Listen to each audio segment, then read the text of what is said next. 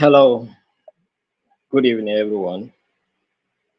Thank you for taking time to join this meeting today. I really apologize for starting the meeting late. It's as a result of network problems, and we hope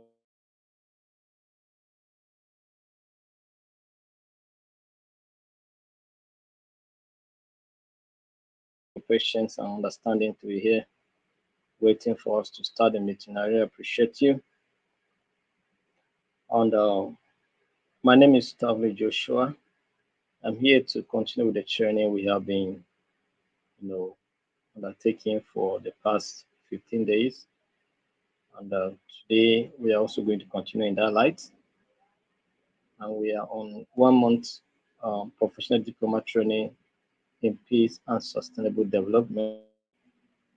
And this is not our first training. We have trained people on peace education, on emotional intelligence, and alternative dispute resolution. And we are looking at peace and sustainable development. Next month, we'll be looking at peace and conflict management, one of our main courses.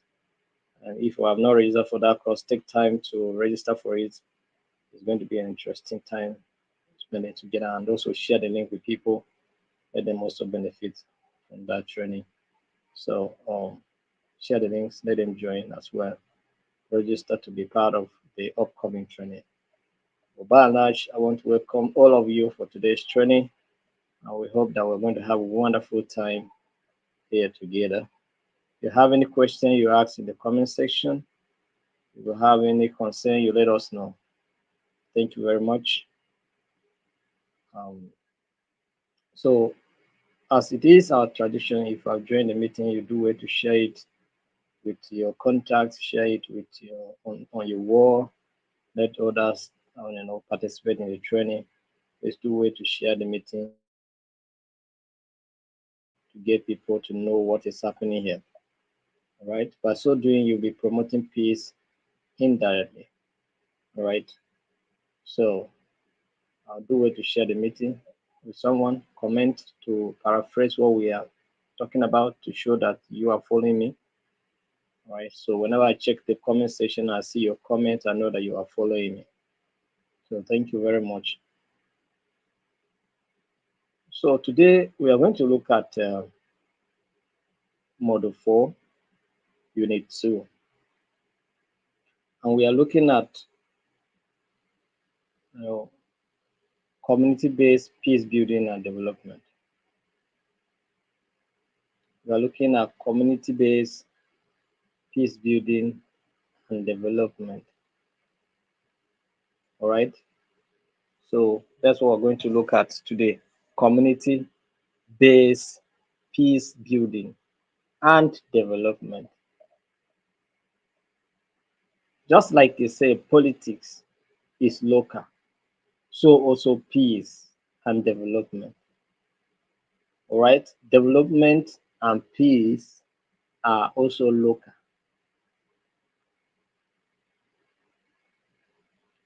You first and foremost have to achieve community peace before thinking of achieving global peace.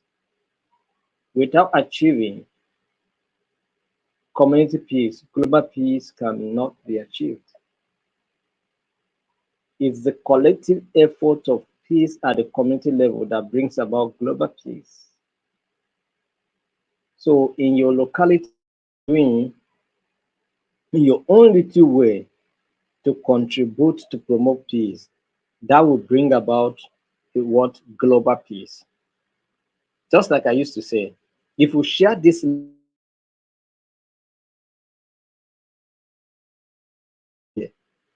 they stand a chance to benefit from this training for free and acquire knowledge that will help them to promote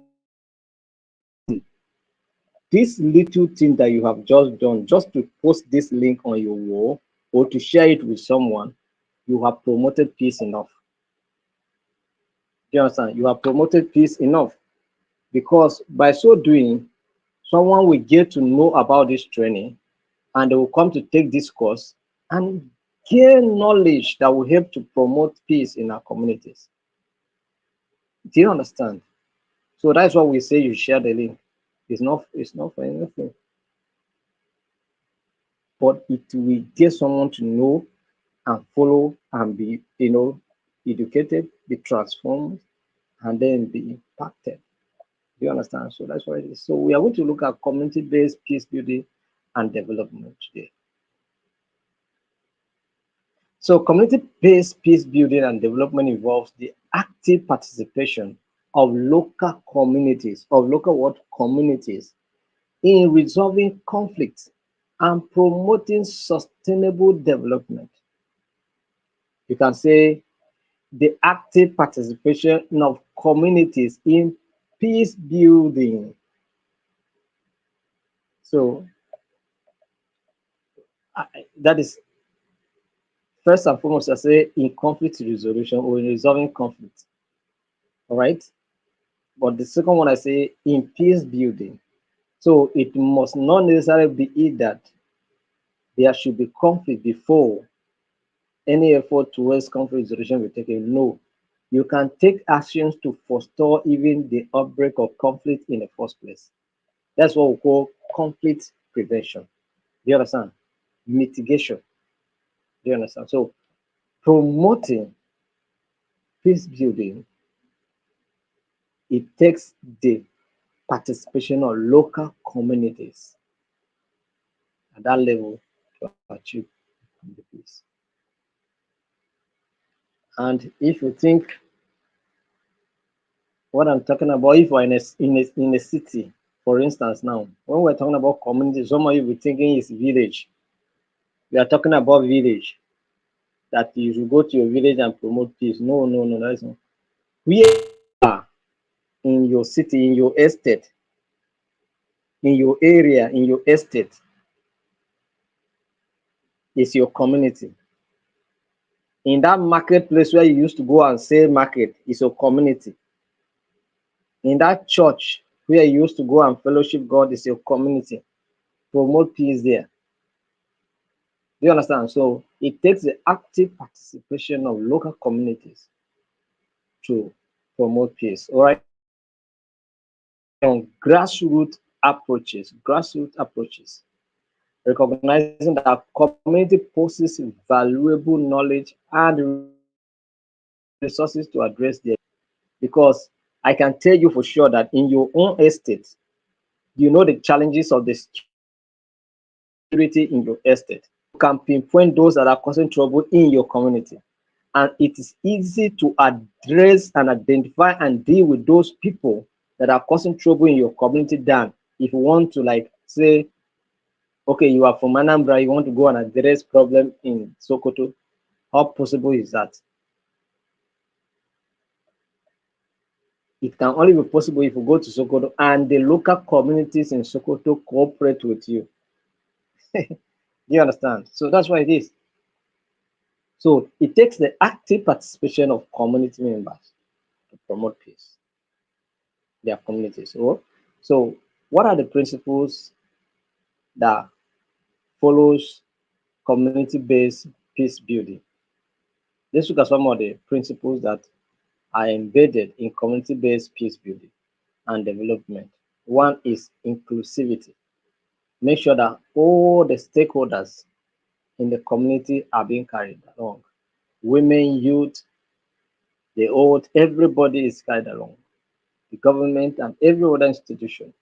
All the members of the communities must be included in decision making. They must participate, they must contribute towards bringing peace, bringing about peace in that community. Everybody, the youth, the young, the old, the women, all of them, right? They must have a voice in decision making process. Very important. So inclusivity, that's number one. Number two, local ownership.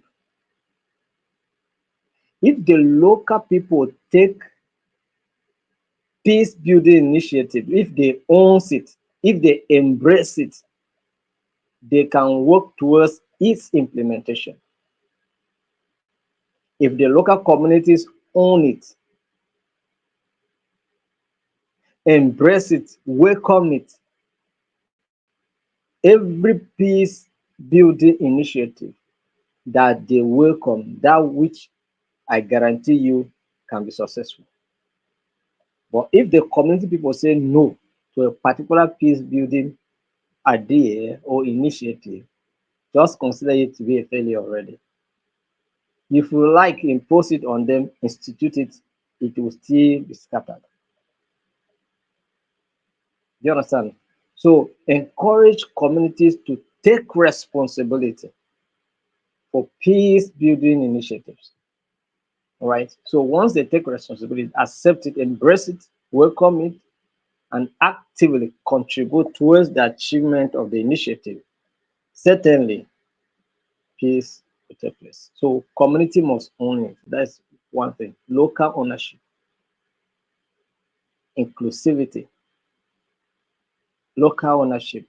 These two principles must be there. Number three is cultural sensitivity. Cultural what? Sensitivity. We have different cultures,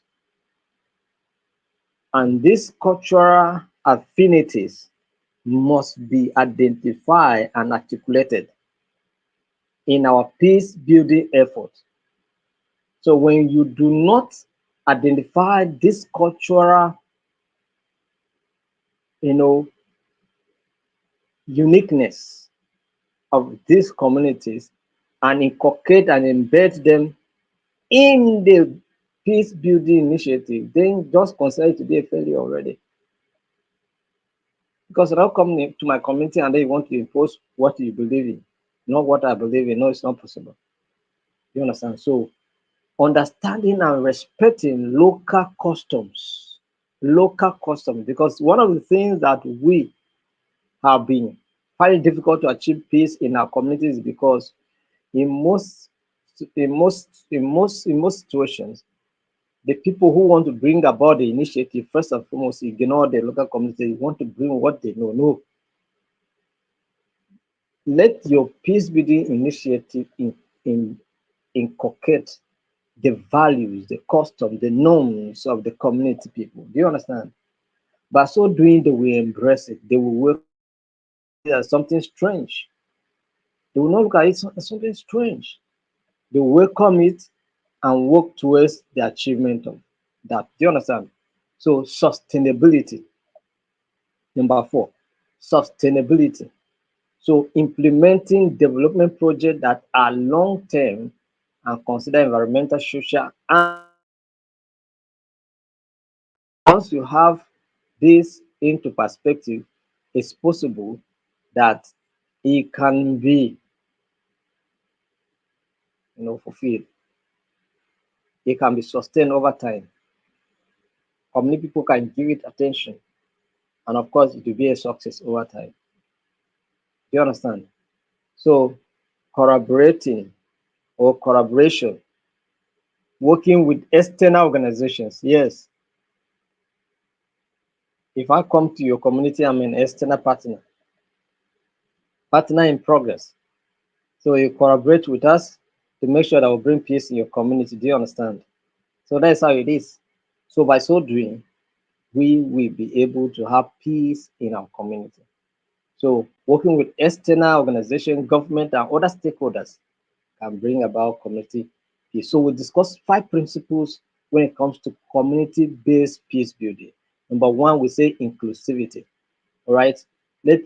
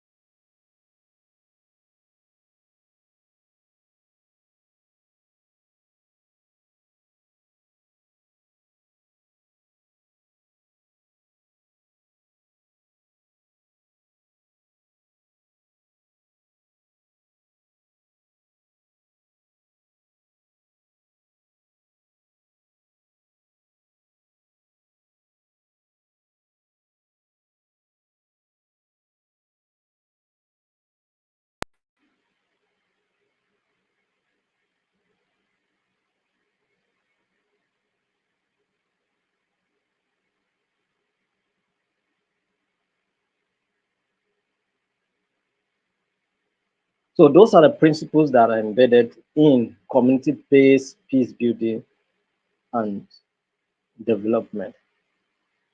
All right. So let's look at some of the local initiatives for peace building. All right. Let's look at some of the local initiative for peace building and sustainable development that are so crucial to foster long-lasting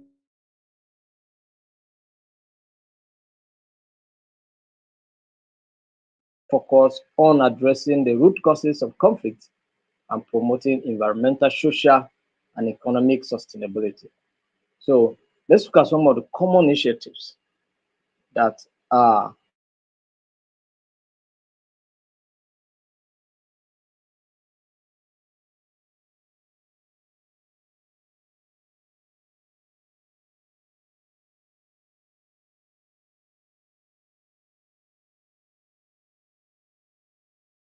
about what are they? Number one is community dialogue and mediation programs. Community dialogue and mediation programs. Right? We have I don't know whether Prof is online here today, but he used to join the training all the time. He is the committee chairman of that's the peace committee chairman in his own community. He's the chairman of the peace committee in his community. Do you understand? He yeah, he took about three paid courses with us. Three paid courses. He's a professor, a retired professor. Three paid courses with us, and that's to tell you that we are not wasting our time. Prof himself took three paid courses, and he has been doing these free ones that we are doing as well. He just want to know as much as possible so that it will contribute to his assignment as a community leader, and not just an ordinary community that to bring peace in the community, resolve conflict. Do you understand? So community dialogue, this is what we're talking about here. Community dialogue and mediation programs. So what is the objectives of this kind of programs? Is to resolve conflicts peacefully through dialogue and negotiation. So you know how community operates. When there's an issue, either you take it to Igwe or to the community head, you understand, or the village head. It depends on the organogram of your community or your village. You understand?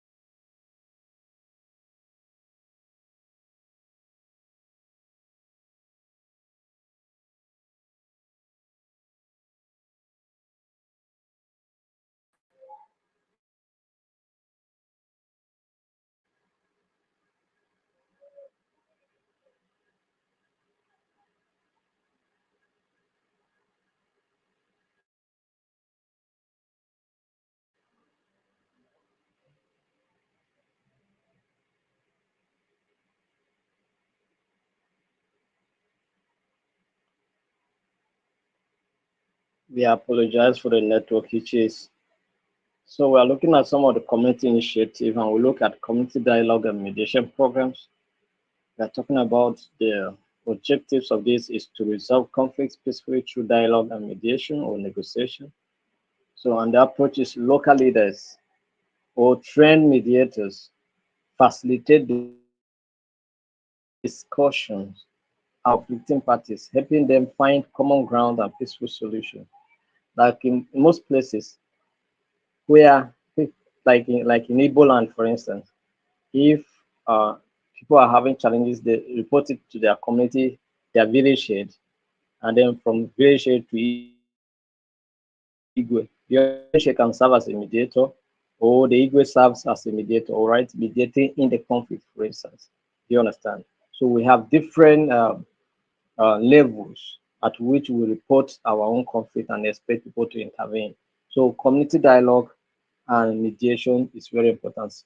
Like village level peace committees in countries like Kenya. And then I was giving you this example I was giving you of a professor being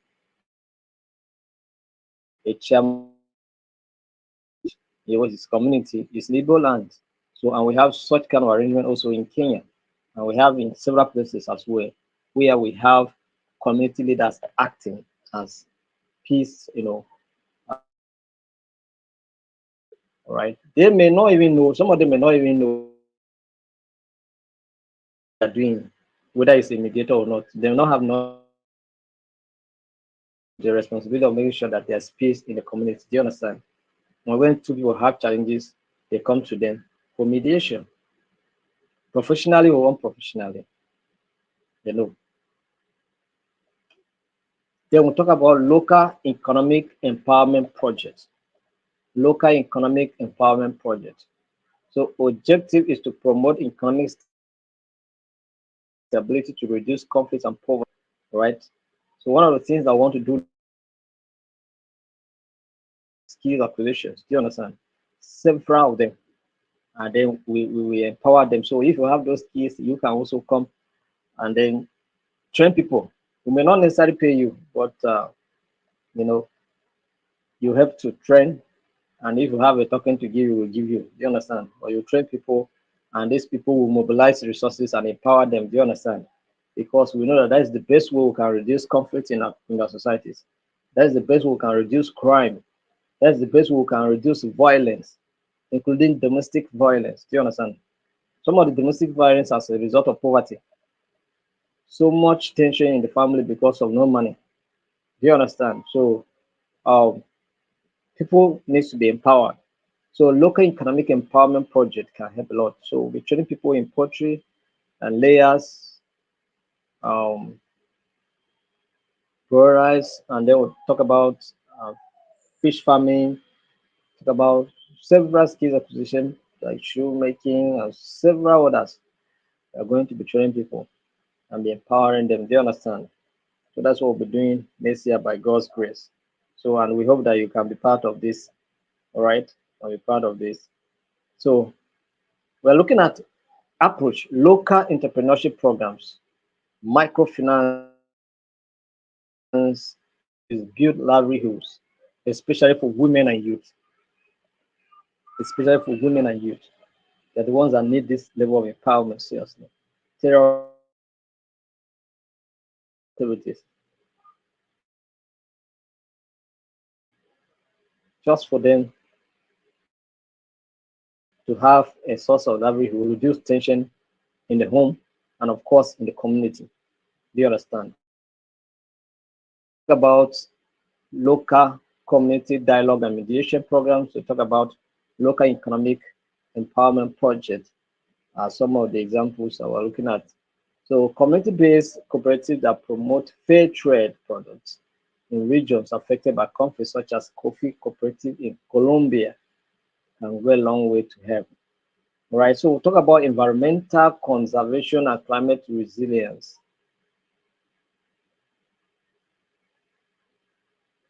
Environmental conservation and climate resilience. Do you understand? The community people make efforts to preserve and conserve. whatever resources, forestry resources, aquatic resources that are in their domain. They make sure that they work together to preserve them. Do you understand? So it's very important that they must be involved. Right? The objective is to promote sustainable use of natural resources and reduce environmental degradation. So that the community people should be aware that if you fall one tree, you need to plant one. You cut down one tree, you have to raise one. Community people must be aware of this. Do you understand? So this is what we're talking about here.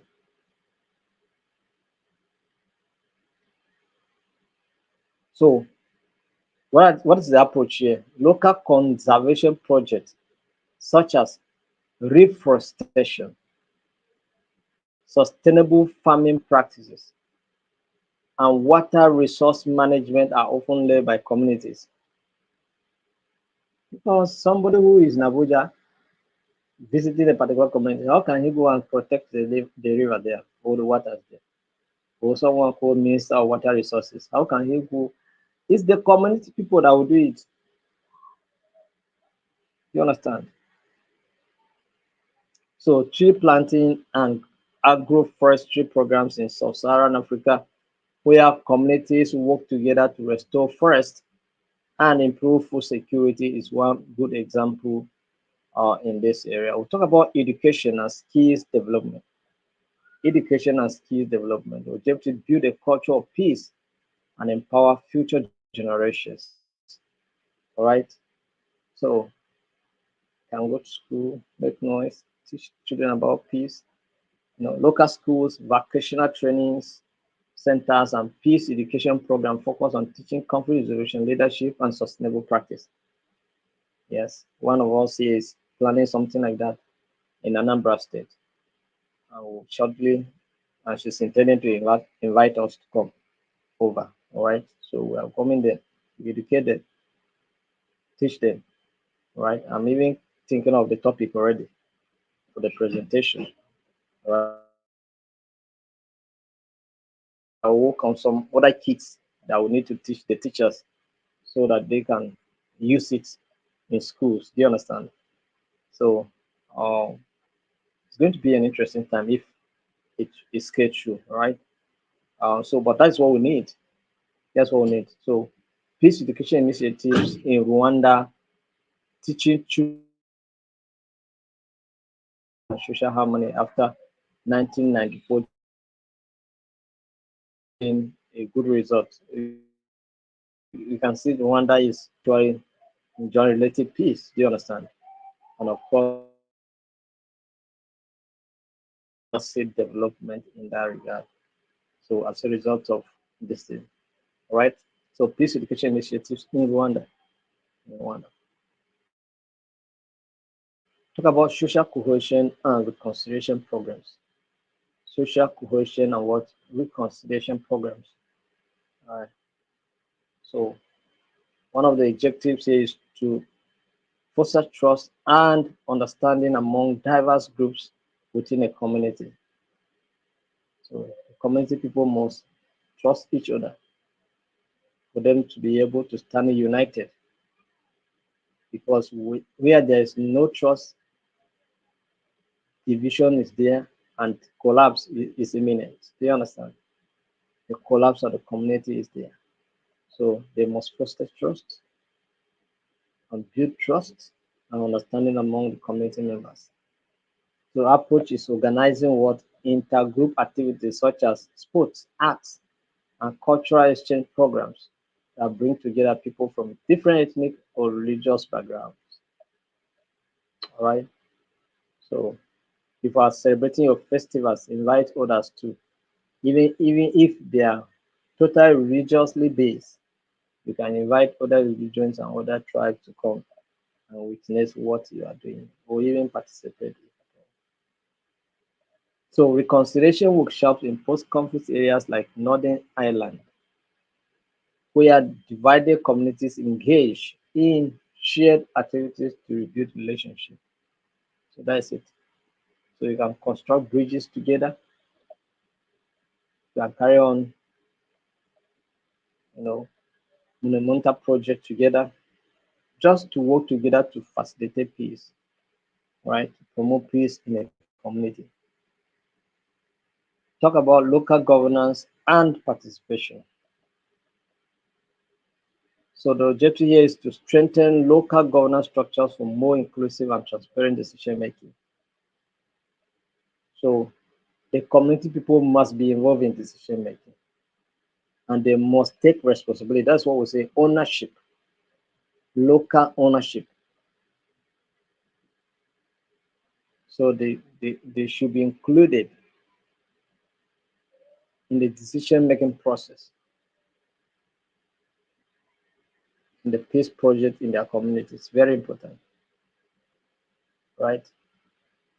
So approach like initiatives that empower local councils or community assemblies to take an active role in governance and development projects as needed. Right. So example, participatory budgeting in Brazilian cities like Porto Alegre, where local citizens decided or decide how public funds are allocated. Very important.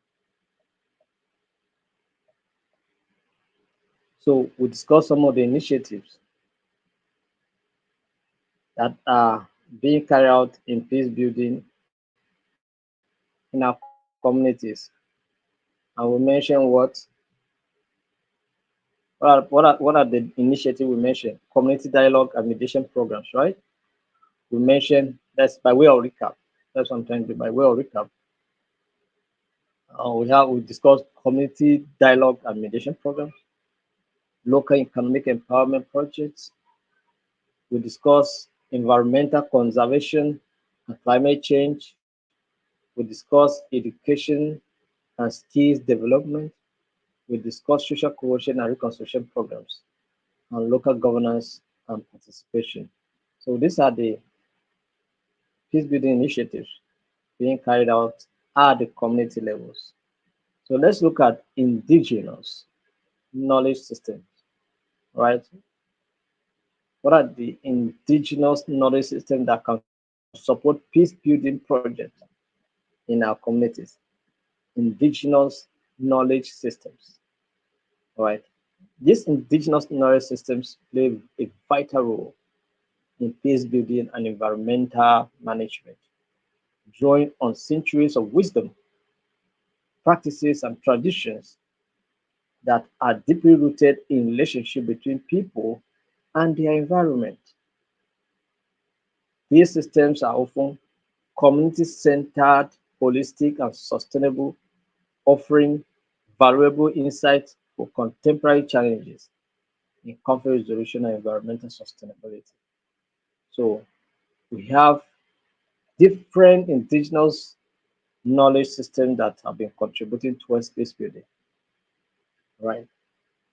That is, there are some kind of wisdom people use, you know, there are some proverbs people use to say to promote peace. Do you understand?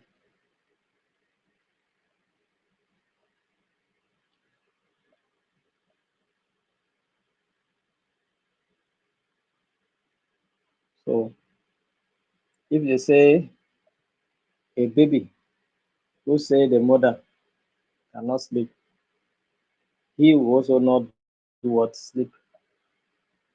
So a baby who doesn't want the mother's peace, him too will not have peace. Is it not so? In a literal way, in a literal translation, that is just what it means. So indigenous knowledge systems. So how do these contribute to peace and environmental management in our communities? How does this contribute to environmental management and peace building in our communities? Number one, indigenous knowledge in peace building.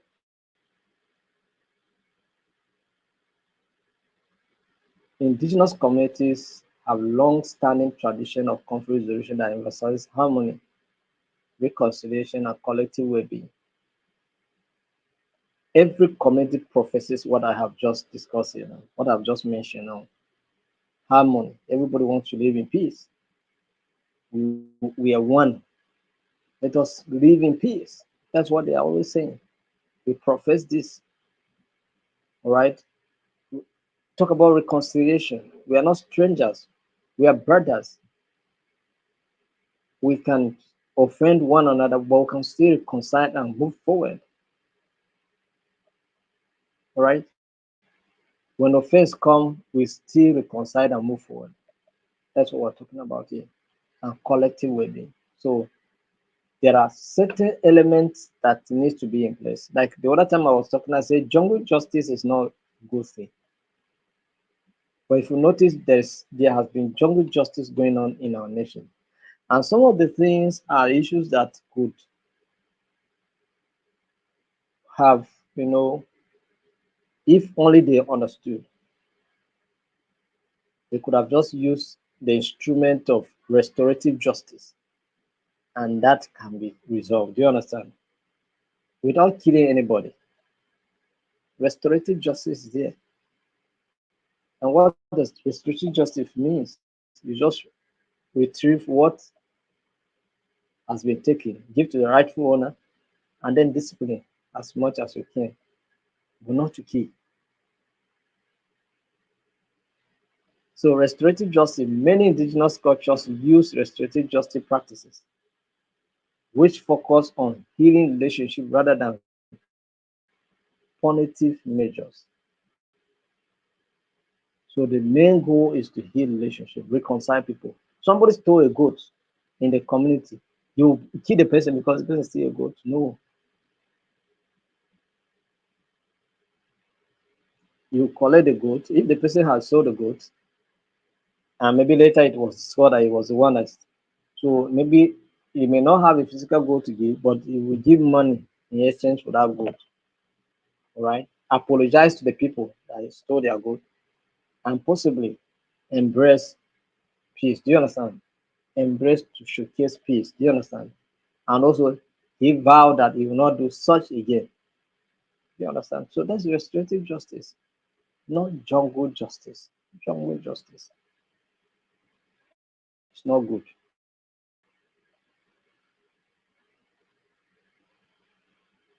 So the Kakaka quotes in Rwanda, the quotes, the Gaga quotes in Rwanda, which were rooted in indigenous method of dispute resolution, play a key role in post-genocide reconciliation by involving local communities in the justice process. So another one is the aiders as mediators. Aiders. So in most of our communities, aiders play vital role and mediation role. Do you understand? When there's an issue between parties, they call the most respected aider to come and mediate. The most respected and also trusted. They know that this person does not compromise. This person is of high integrity. So if we call him to come and, like my father, you understand? My father plays such role in his community. Whenever there's a matter and they want somebody to mediate, they must invite my father. That's why he doesn't sit in one place. Everywhere, anytime you go, my father is moving because he is there mediating on people's matters.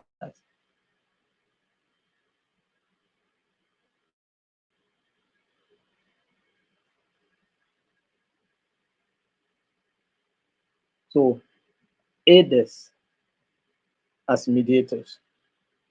So once you are an elder in your village, know that you must get sense to mediate because conflicts must happen and they must bring it to you. So you must be a responsible elder because not every elder that they will call them to come and mediate. Do you understand?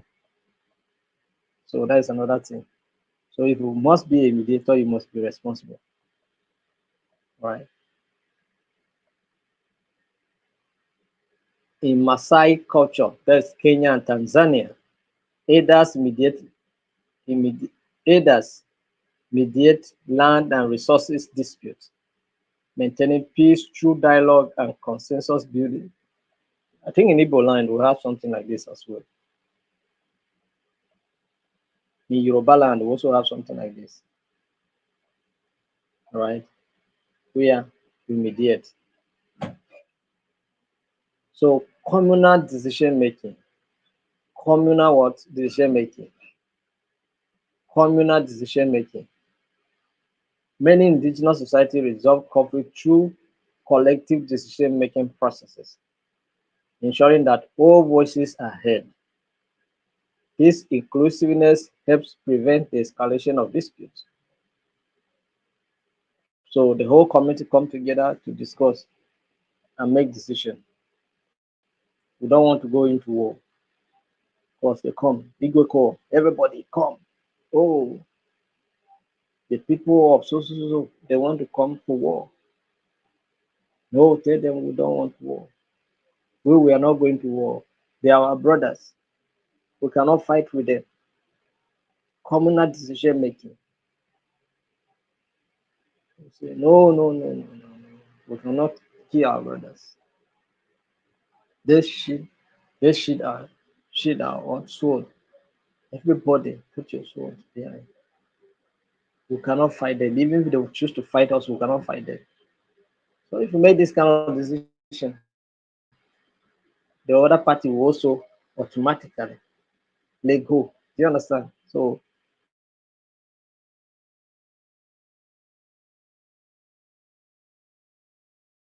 communal decision making decisions were traditionally made through a council of leaders, reflecting a form of participatory democracy. So, so that is indigenous what knowledge in peace building. So let's look at indigenous knowledge in environmental management. Indigenous knowledge in environmental management. So indigenous communities often maintain a deep spiritual connection to the land. So that's why in Igbo land, for instance, they say the God of our ancestors. You understand? The God of our ancestors. In this, in our land, in our village here, they said it very emphatically. In the Igboku land, such as never happened. That is, they have they have such kind of intimacy with their land that you cannot separate them.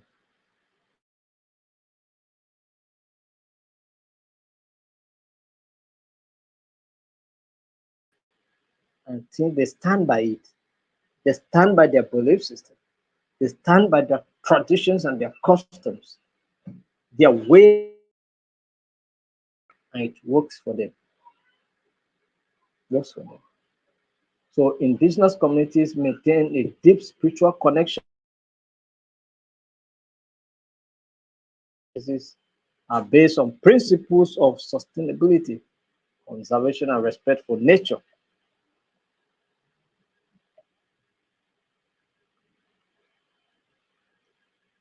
That's why in some communities there are some certain animals that you cannot kill. They move they move with people in the house. You understand? They move with people around, but you cannot kill them. You understand? You cannot kill them. Everybody grow up to know that you cannot kill them. You understand? Maybe that is the community will have some kind of relationship with them. So those kind of animals are being preserved. In my own place is one small snake, like this green snake. Our people believe that that snake saved them when they were journeying from somewhere to the current place where we are now.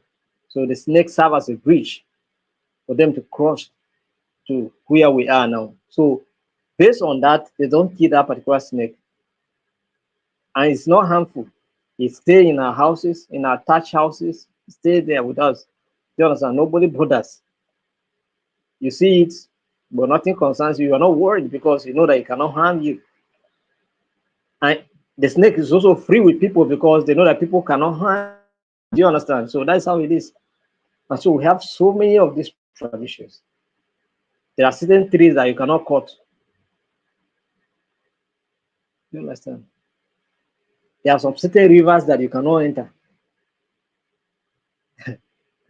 So they preserve them, they conserve them, maybe for spiritual reasons, for traditional reasons, and several other factors.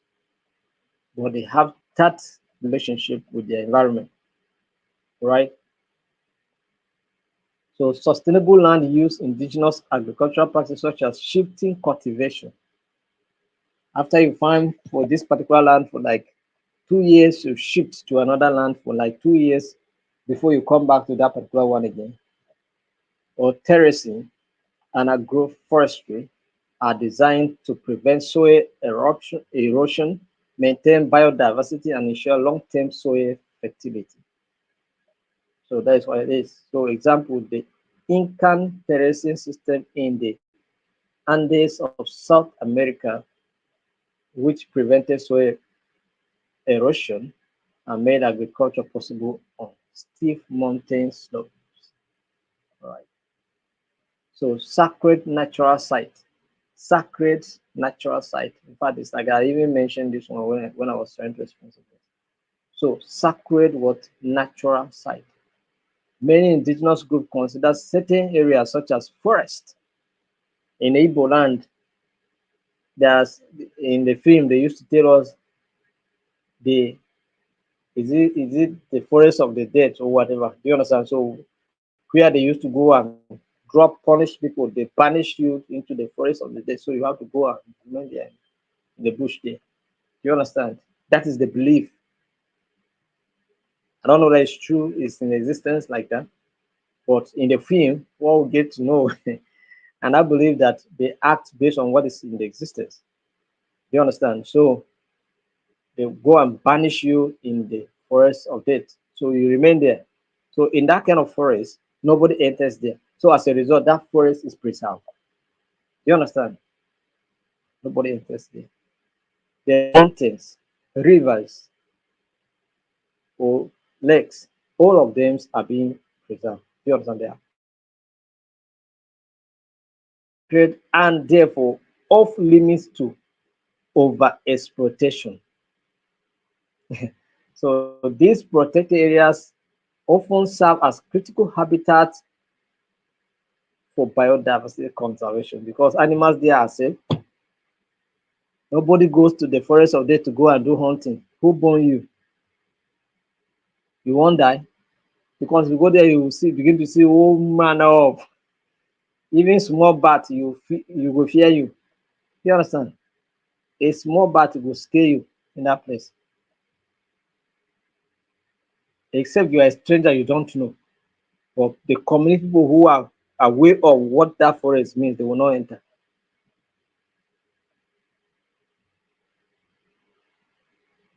So the Kayapo people in the Amazon rainforest have used their deep knowledge of the forest to protect large swaths of land from deforestation, balancing human needs with ecological health.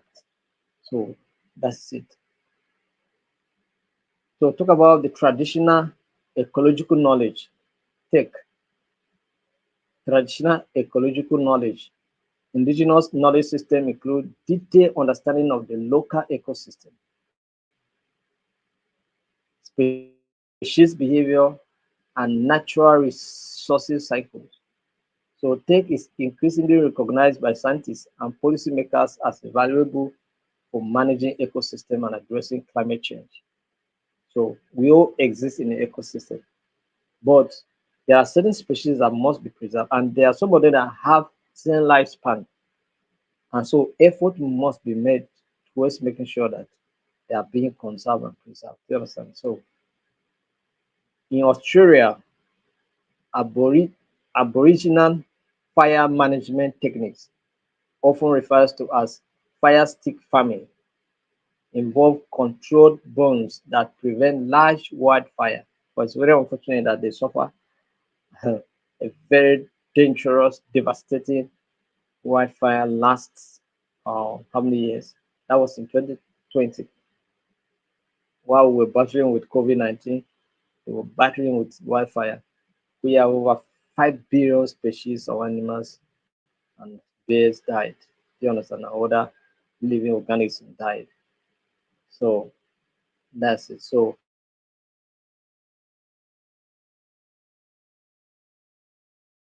to make sure that that is in place, the Australia has the most, you know, some of these, many of the animals that we see, the kangaroos, mention them, they are there. They used to even walk with people in their houses. Do you understand? Nobody bothers.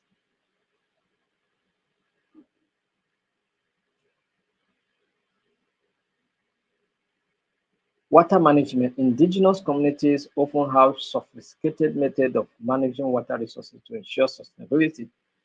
This includes practices such as rainwater harvesting and natural irrigation techniques that conserve water.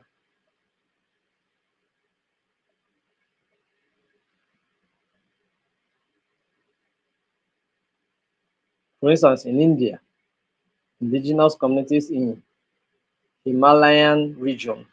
So, Prashant, if you that from India now, you can tell us what happens there. If what we're saying is true, then you let us know because I know you are here.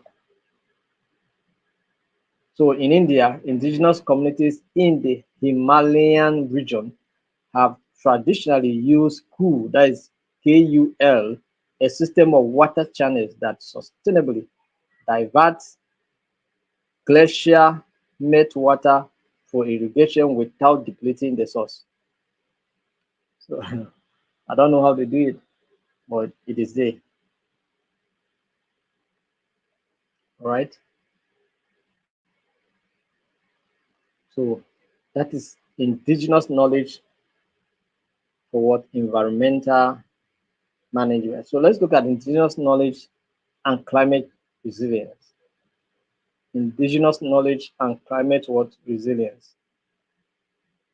So as climate change impacts become more severe, indigenous knowledge systems are increasingly recognized for their role in fostering resilience because after climate disasters, they must bounce back, right?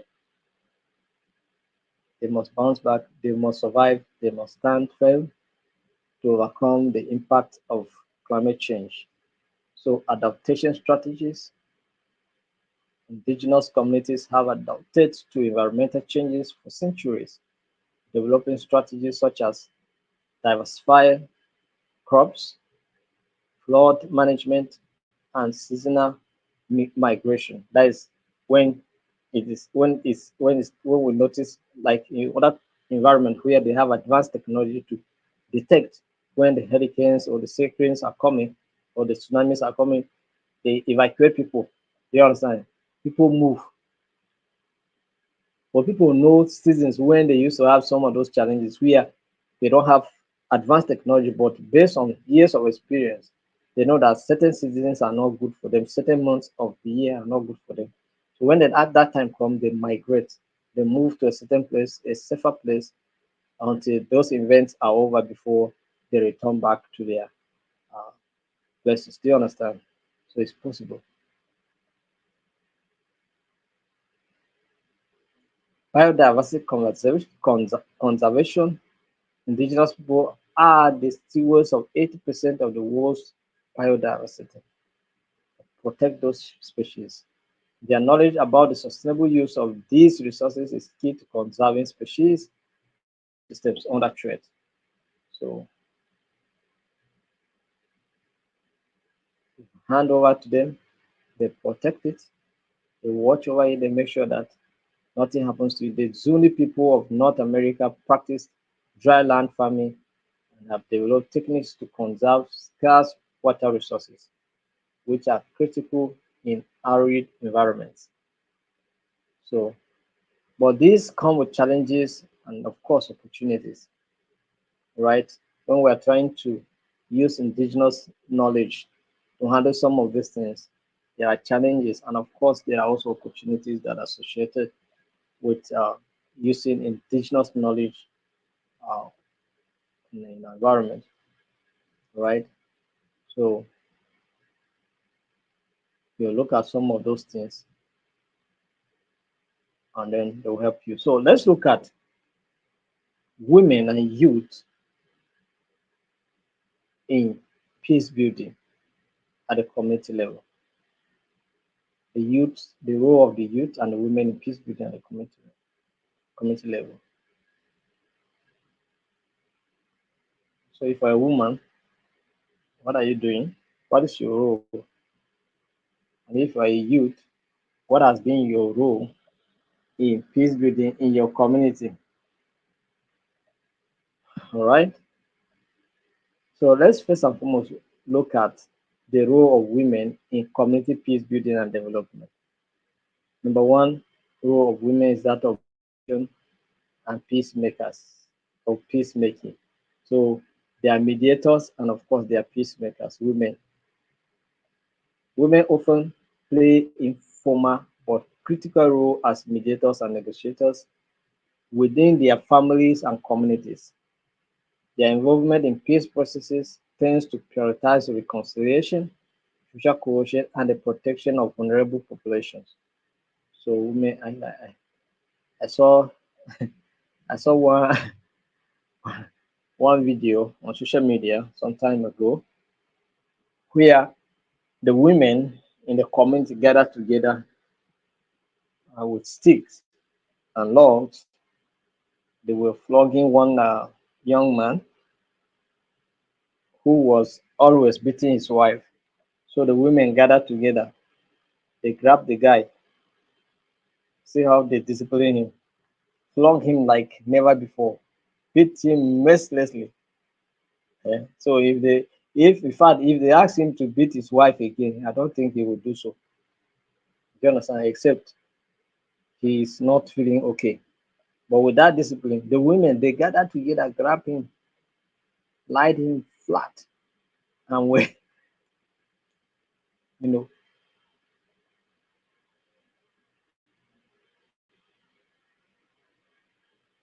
beat the hair out of him. And I think that he will change for good. So women women can do this, right? So, but they can also go in a peaceful way. Maybe they must have been speaking with him on this matter. Stop beating your wife. He did not hear. So one day they grabbed him and left with him mercilessly. So, example in Liberia, women were instrumental in ending the civil war through grassroots peace movements like the Women of Liberia Mass Action for Peace, which led to the negotiations and the eventual peace agreement in 2003. So you can see the role women are playing to resolve conflicts in their areas or to promote peace in their communities. So we have the Women in Peace Building Forum in the Institute. So for those of you that are women that have joined the Institute as members, next year by December we are activating. By November in our convention, we are going to inaugurate the national officials, and of course, we work towards inaugurating the chapters officials. So, uh, some of you, the women that are members of the institute, just be expecting our message. You may be one of them that will be invited to be inaugurated. Do you understand? If we receive such message, don't be surprised. That's what we're going to do. So, we'll talk about promoters of social cohesion.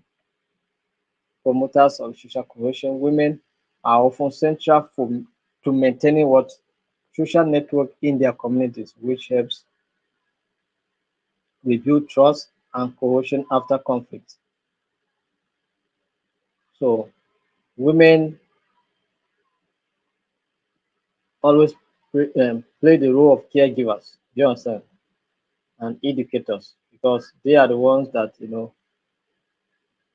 always under the watch of children, training, upbringings, and all of that.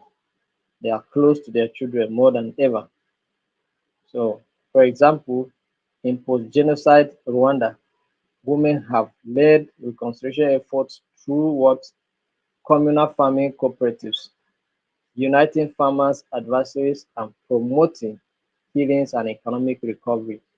So that's what women are doing around the world. They also serve as advocates for human rights and social justice. Women also serve as what? Advocates for human rights and social justice. Women's organizations frequently advocate for gender equity, human rights, and justice, particularly in post-conflict settings where their their needs may be marginalized. Because in conflicting situations, women suffer more. Women suffer more. The children also suffer more. So women can be best placed to advocate for their own rights, and where there were abuses,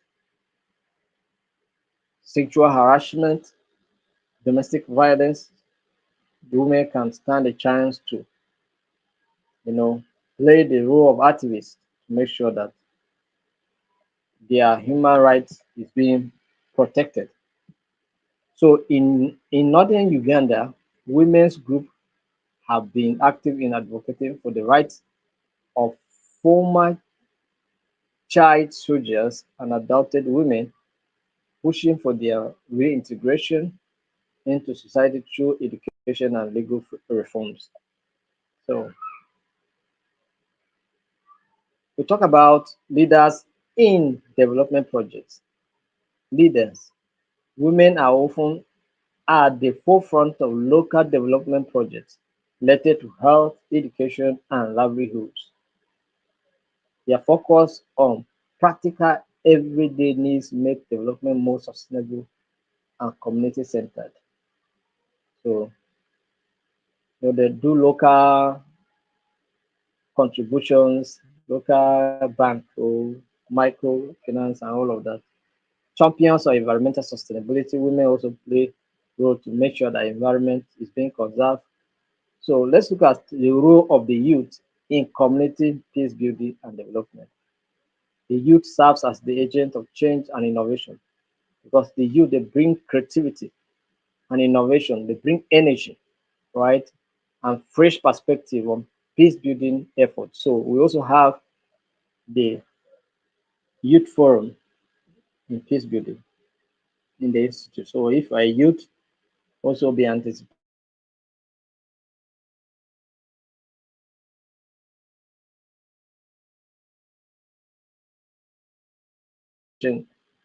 to be inaugurated as one of the members of that group. Okay, so and then you'll be tasked with the responsibility to mobilize youth across the nation to make sure that we have youth participate actively in peace building, right? So youth are the agent of social change. In Nigeria, for instance, yes, in Nigeria, of course. I hope you are not surprised I'm mentioning Nigeria. So can you mention one area where the youth play vital role? Can you help us? Don't mention NYSC. I know some of you will mention NYSC. Yes, but NYSC too is working. NYSC too is making a lot of effort to make sure that the youth corps members contribute to make peace in their communities. So it's also one aspect. But the one I want to talk about is not too young to run. Not too young to run. All right. So that legal provisions help young people to contest in political elections, and also they stand a chance of being appointed as as uh, as what appointed in different positions of authority. I have my classmate in secondary school now is my local government chairman. They are just they have been recently elected. So it's my own classmate gong gong gong. So you can see it's a young man, a young person. Do you understand? So that's how it should be. So Young people are coming up, right? And my local government also produced one of the youngest House of Assembly members. Do you understand? The youngest House of Assembly member. So my local government were always making history, creating history. Do you understand? So I'm proud of my local government. All right. So that's what it is. So bridging device. Young people also work towards bridging what device. Young people have the ability to bridge generational and societal divides, particularly in post-conflict settings. Their openness to new ideas and willingness to collaborate across ethnic, religious, and political lines make, and that's the essence why General Gawon introduced the NYSA, so that we can, they can send us to anywhere and we'll go and come back. When I was about to go to Akwa Ibom, they began to tell me all manner of story. I said, calm down, calm down, calm down. You just want to tell me the negative aspect. Don't tell me the negative aspect. See, to extent they say Akwa Ibom people they eat human being. I say, wow, oh yeah, maybe I'll go there, let them eat me. Maybe I will come, maybe my pieces will come and tell the story. Do you understand? So I refuse any form of fear. I do not want to entertain any form of fear in